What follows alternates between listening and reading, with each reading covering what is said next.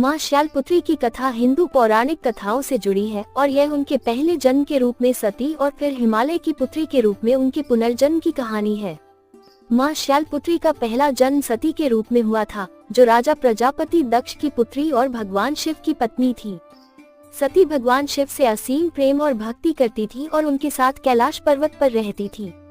लेकिन सती के पिता दक्ष भगवान शिव को पसंद नहीं करते थे और उनका अनादर करते थे। एक बार दक्ष ने एक बड़ा यज्ञ आयोजित किया, जिसमें उन्होंने जानबूझकर भगवान शिव को आमंत्रित नहीं किया। सती ने जब ये सुना कि उनके पिता के यज्ञ में भगवान शिव को निमंत्रण नहीं मिला है, तो उन्हें बहुत आघात पहुंचा। उन्होंने भगवान शिव की आज्ञा के विरुद्ध यज्ञ में जाने का निश्चय किया। जब सती अपने पिता के यज्ञ में पहुंची, तो वहां भगवान शिव के अपमान को देखकर वे बहुत दुखी हुई।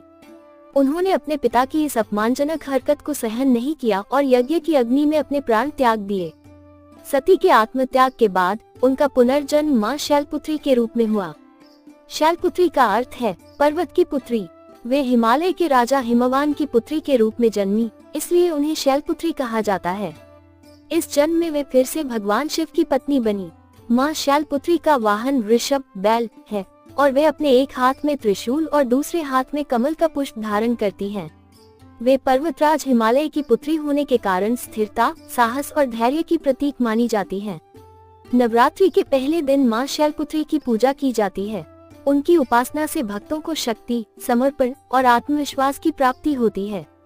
वे सभी प्रकार की दुख तकलीफों का नाश करती हैं और अपने भक्तों को सुख, शांति और समृद्धि का वरदान देती हैं।